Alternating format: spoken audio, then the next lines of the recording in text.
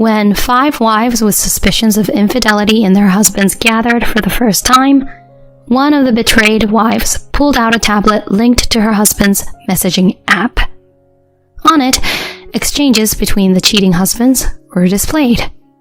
A message read, "How about a trip next time? Of course, all of us. My family owns a spacious villa." Another husband replied, "Sounds great. Let's all go." "Sounds good. Let's all go," replied another. Furthermore, another husband stated, "A trip with just the guys. Being unmarried is the best." Everyone chimed in with "Sounds good," and "Seriously the best." From there, plans from the trip began to take shape in the messaging app group. While showing the tablet, one wife turned pale and said, "This means each of them will bring their respective affair partners, and we'll be a group of 10 on the trip, right?" Upon hearing that, I felt a surge of anger rising within me. A group infidelity trip with 10 people. What are these guys thinking? I'll definitely bring them down to hell. Our counterattack is about to begin. My name is Amelia, and I'm a 34-year-old part-time housewife. I met my husband, William, through my friend Karen's introduction. Karen and I were close friends from the same club in college, and despite working at different companies after graduation, we remained good friends. Around when I was the age of 28, Karen suggested I meet a junior colleague of hers.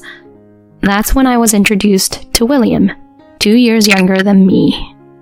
As Karen had previously told me, William was a bit of a goofball, but he had a cheerful personality. I gradually started to like him. Karen, too, was dating William's colleague, Samuel, and the 4 of us often went on double dates. Later, Karen and Samuel got married.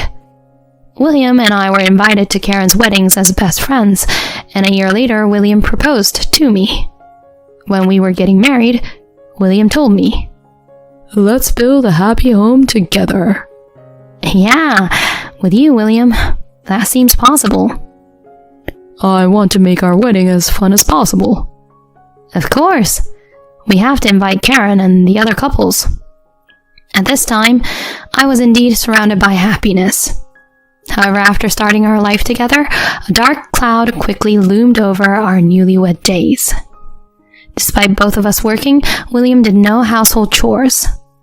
Despite my nagging, he only gave me a bothersome look and never helped. He often argued about household matters, and the married life I imagined became distant. After being married for a year, William started coming home later and later.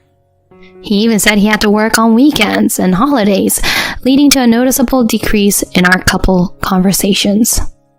I was troubled about what to do. One evening, out of the blue, I was summoned to a bar by my close friend, Karen. Since I received a message from William that he would be late that day, I decided to meet Karen, seizing the opportunity to spread my wings. Long time no see, Karen. It's been a long time since we've seen each other since we got married. I cheerfully greeted her, but she seemed strangely serious. Thank you for coming, Amelia. What's going on, Karen? Why such a gloomy face? Did something happen? Amelia, has everything been going well with William lately? Asked this, I momentarily choked on my words. Can I say that everything is fine when he's uncooperative with housework and our home life is in chaos? Why are you asking such a thing? Did something happen? Then, as if resigned, Karen handed me her phone. On the screen was something like the playback interface of a video. What's this? It might be shocking, but take a look at the content, Karen said, looking down. I nervously clicked play. It showed the figures of 2 men from the shadows of a large potted plant, and their conversation was clearly audible. Hey, William, how's it going with your wife lately? Oh, you don't need to ask, right? Not at all. She's so annoying, telling me to do housework. I mean, we're married, so shouldn't the wife do it? It was undoubtedly a conversation between my husband, William, and Karen's husband, Samuel. Despite the shock, I continued watching. It's the same everywhere. Karen's also annoying, you know. Just because I got promoted, she acts high and mighty at home. She doesn't know about gender equality. We might have been at a loss marrying older women. Exactly. Just getting older and more annoying. William and Samuel were excitedly bad-mouthing us and laughing together. Even that alone was shocking. But then, William spoke up. Dealing with the grind of office life, getting bossed around at home. We need some relief, right? You got it. Ugh. Don't want to see Karen's face anymore. Can't wait to see Diana.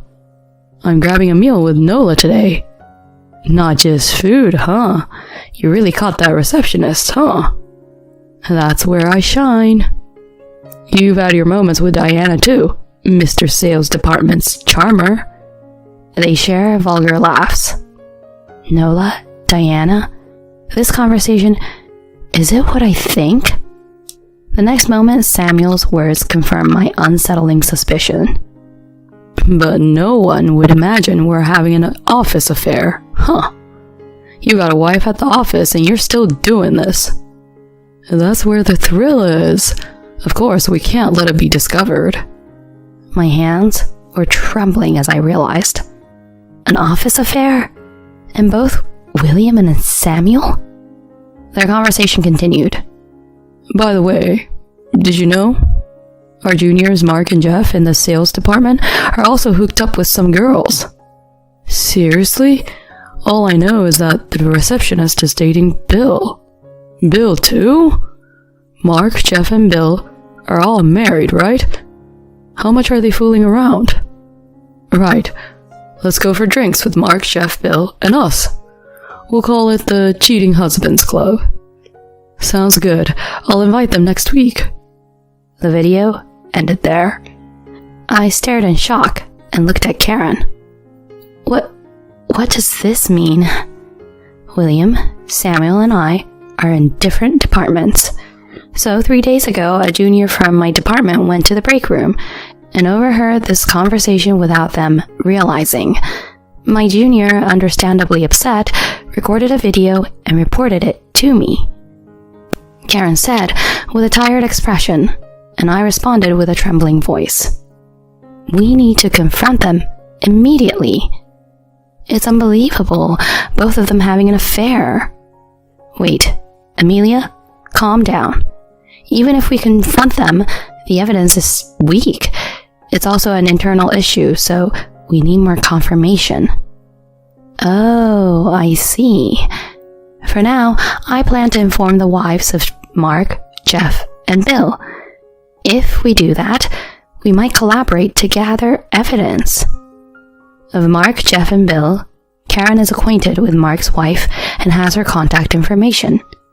Since Mark's wife seems to have connections with Jeff's and Bill's wives, Karen will rely on Mark's wife for further steps. If they have the Cheating Husbands Club, then we'll have the Betrayed Wives Club, right? With a wry smile, Karen continued. We disbanded temporarily, returning to our respective lives. I wasn't sure how to face William, and his frequent absence honestly helped.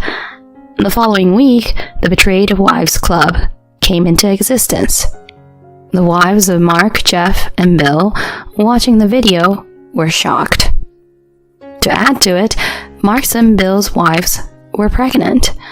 I felt sorry for them, knowing we unintentionally delivered such a blow. Unbelievable. I had no clue. Tears welled up in Mark's and Jeff's wife's eyes. Then Bill's wife informed us. It seems like the Cheating Husbands Club has already taken place. They've created a group on the messaging app. Huh? You saw messages on your husband's app? Yes, he syncs his smartphone with the tablet. He was coming home late, so I had my suspicions. Take a look at this. Bill's wife took out the tablet. The content was as follows. William: Thanks for today. It was fun. Everyone responded to it. Samuel added: But seriously, it feels great that we're all doing the same thing. And everyone agreed. Mark continued: Let's keep this going. By the way, how about a trip soon? Of course, with everyone. I have a spacious villa at my family's place. Then Jeff responds: Sounds good. Let's all go.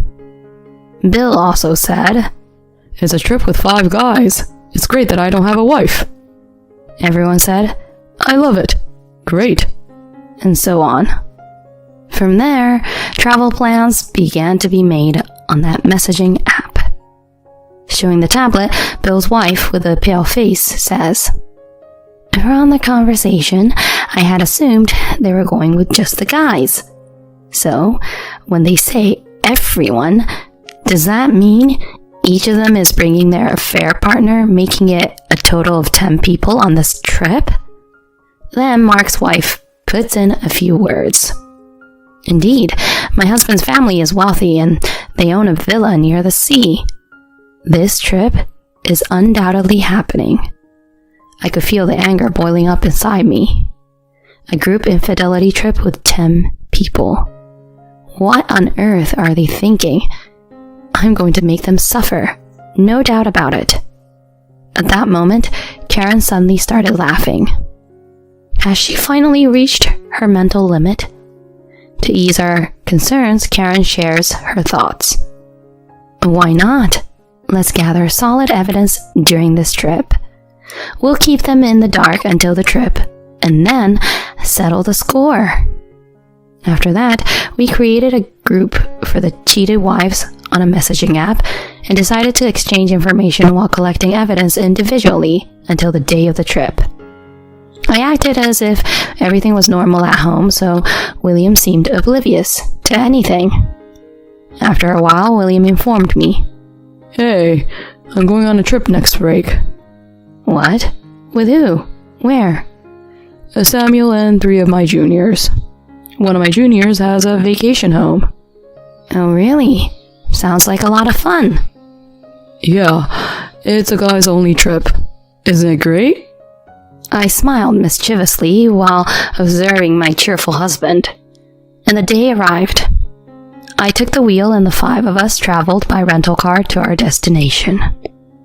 There was a famous tourist spot near the villa, and Mark's wife suggested they might go there. So we headed in that direction. Mark, Jeff, and Bill's wives waited in the car while Karen and I disguised ourselves and explored the sights. Suddenly, we spotted a lively group ahead. It was them. Each of them walked happily, arm in arm with their respective partners. Karen and I captured plenty of photos and videos of them. Soon, they began taking pictures at famous tourist attractions. After each couple had their picture taken, the men took a picture of the men, and the women took a picture of the women. Of course, I also captured those scenes on video from afar. Then suddenly, my cell phone rang. It was a message from William, along with a photo of only the guys saying, "Guys only trip is awesome." When I asked Karen, she mentioned Samuel had sent a similar photo. As soon as we posted this in the Cheetah Wives group, we received a prompt reply from Mark, Jeff, and Bill's wives. Got an obvious camouflage photo from Karen. Thinking this won't be discovered is pretty amusing, right? Seriously, they're all too foolish. Karen and I exchanged glances and couldn't help but laugh. From there, we waited for the night to fall and finally moved near the villa. In the villa's living room, the uproar of the 10 people began. Afterward, they moved to their respective rooms as couples. This was confirmed through footage from surveillance cameras at the villa obtained by Mark's wife. After about 30 minutes using the key Mark's wife had, we infiltrated the villa. Each of us dramatically opened the door to our respective husband's room. In front of my eyes were the seemingly happy couple. I immediately captured that scene in a photo. Oh, what the? Amelia, why are you here? The cheating partner, panicking, screamed and hid her body in front of my frantic husband. Similar shouts and screams can be heard from each room. I angrily yelled at William. "Come to the living room immediately. Right now. Hurry." William, flustered at my words, led his cheating partner to the living room. In the living room, each husband and their affair partner were assembled, dressed only in underwear. We, the betrayed wives, tried to make them sit on the floor. However, Karen's husband, Samuel, vehemently refused. In the next moment, Karen swiftly delivered a punch to Samuel's abdomen. "Ugh," he groaned, dropping to his knees. "Well done, Karen. Being the ace of the karate club pays off," I said with a smile, and Karen responded, "But Amelia, you're a black belt too," and laughed. In our university, we were both members of the karate club. They turned pale and stopped resisting when Karen and I cracked our knuckles. Seeing 10 people sitting on the floor in their underwear was quite an unusual sight. "Now, shall we get them to confess? What were you all doing here?" As Karen declared this, Samuel responded nervously. This is a misunderstanding. It's all a mistake." All the betrayed wives glared at Samuel, and in a mosquito-like voice he confessed. We were cheating." We then had each of them admit to the affair one by one, and we recorded them on video in turn. Some of the affair partners even burst into tears. "Well then, shall we proceed, everyone?" I said with a smile, and Karen and Mark's, Jeff's, and Bill's wives each took out divorce papers from their bags, presenting them in front of the husbands. From that point on, it was truly chaotic. "Please, spare us from divorce. Forgive us, this wasn't our intention." Screams and cries resembling despair echoed in the room. Amidst this, William pleaded with me. "Amelia, are you serious about divorce? I don't want that." "Huh? Finding me annoying, aren't you? Regretting marrying an older wife?"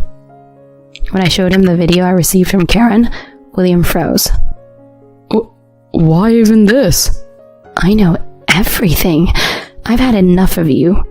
We're getting divorced. Be prepared to pay the $30,000 for the alimony compensation." No way." William looked at me with a tearful face. Then I looked at his affair partner. "Nola, the receptionist, I'll be claiming from you as well." I don't want that. I can't pay." "Then let's go to court. I'll make sure you pay." Looking around, after settling matters with each couple, I could see crying women and pale-faced husbands. Especially Mark and Jeff, whose wives were pregnant, had faces covered in bruises. We lined up each of our husbands and had them filled out divorce papers almost simultaneously. Karen made sure that each person puts the document in his or her bag, then tells them. "Of course, I'll report this to the company as well." Then everyone pleaded, "Please, don't do that." in unison. You all may have forgotten, but I work in the Human Resources Department. In response to Karen's provocation, Mark, Bill, and Jeff's wives and I chimed in. We'll also sue the company with evidence. The threatening words made them all turn pale and tremble. Watching their reaction, I glared at them. "Well then, everyone, let's go home. Prepare yourselves, you scum. We'll collectively drag you down to hell." Leaving those 10 people in their underwear behind, we departed from the villa. Later on, my divorce with William was finalized. I managed to win $30,000 in compensation from William and $25,000 from his affair partner. It seemed Karen and Samuel, as well as Mark, Jeff, and Bill's wives, also had their divorces finalized. True to our declaration, we filed a complaint with the husbands' companies. The news of a 10-person adultery group within the company caused a commotion. The higher-ups took this matter seriously and demoted all of them. Unable to withstand the gossip within the company, they eventually resigned.